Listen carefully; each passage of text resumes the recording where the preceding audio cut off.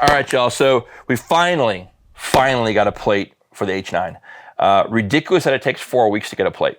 That's just stupid.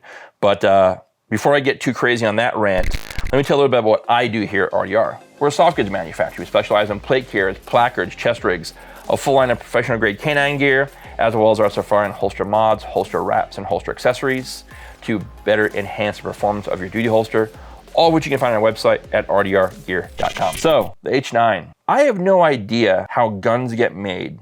Well, actually I do, because I'm pretty sure they're not making the plate themselves. Someone else is making it for them possibly, and that's why they're coming in batches. But I waited 4 weeks for this plate, which is ridiculous, but now it's here. And it does help me personally with this pistol due to having a little bit of trouble with irons. These ones aren't so bad because how big this fiber optic front sight is, but red dot is my preferred way to shoot a pistol, and it does help with this gun having a red dot on it. It is a very low profile fitment on the dot, but since the guns did come with iron sights, there is a co-witness issue. You can see how short the rear sight is to the base of the RDS.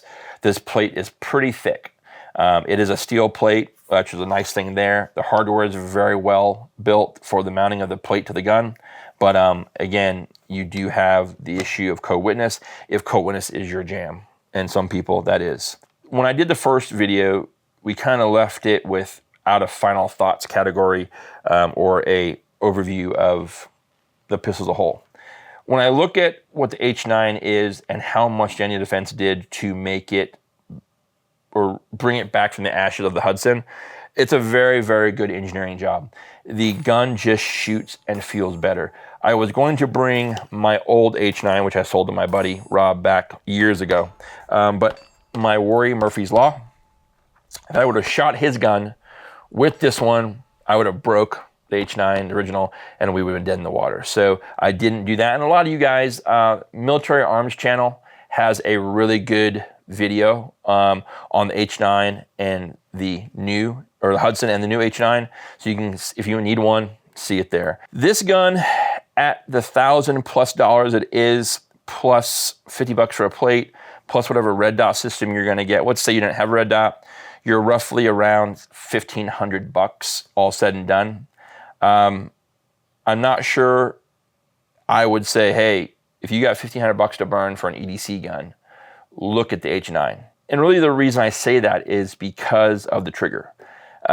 This trigger is unique enough, in my opinion, that you are going to need some serious time on using it.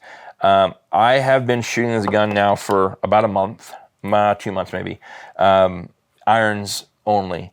And then having the red dot that came a couple days ago, I went to the range and put a couple of rounds on it. There's some want in that trigger. And they say it's a 1911 style trigger. In my opinion, it's not a 1911 trigger. It may break and press to the rear like a 1911, but it's not nearly as clean or as easy to shoot as a 1911 pistol. For me, even though the dot is zeroed, and I had a buddy of mine check that, I still push this gun to the left. And I think that is reason for trigger. So I catch myself either having a lot of finger in the trigger guard, or just being on the pad, and then sometimes I feel I pull this gun to the left. And that's just simply the different trigger. If you were to buy this pistol, I think you would need quite a bit of time on trigger to really be as proficient with this gun as maybe your prior EDC gun. And that's something that you have to make the determination for as a concealed carrier. Also, holsters are pretty limited right now for this gun. I know TXC has a couple options. So if that's your style of appendix carry, great. But maybe an OWB, an IWB, there's gonna be limited light bearing options due to the way the frame and slide meet here in the depth. So there's gonna be some things there. So as time goes, I'm sure more people will bring the H9 to market as far as accessories go. But it's something you have to be aware of versus just going out and buying the coolest new thing that came out to market, especially at the price point this gun comes in at. For an EDC gun, I'm not sure this makes my list personally, for me. It's a good looking gun. I respect the level of engineering that went into making this pistol, a second generation of it. They've done a great job in shortening and building the pistol to make it more reliable.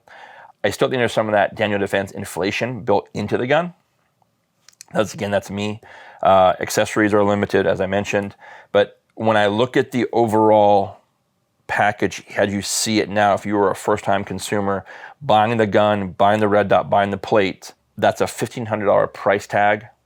I feel in the same category, there are other pistols that are going to give you better performance, more versatility, more accessory options. And so I filmed one of those today.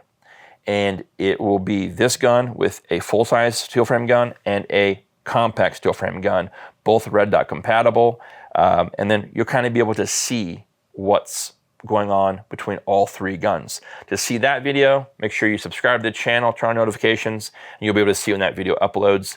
But I think that will help you guys see some benefits. And again, you guys, full disclosure, I am not going to say, oh, it's only me, not gun.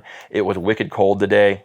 But even though it was cold, we shot 3 different guns, same ammo, same target, same distance, and 2 of the pistols performed much better than the other, and you'll be able to see that in the full video when it drops. You guys, that's what I got for you today on the Daniel Defense H9 with the new upgraded RDS. This is what it looks like if you're running a red dot compatible option on this pistol. The plates are $50. They are live on their website. There are other options available. Make your own decisions. This is just conversation, us having beers, talking. But if you have the money for this gun as is right now at $1,500+, do yourself the service of trying one out, renting one at your local gun shop, looking at different online conversations, and make the best decision for you. Till next time, guys, be well. Take care.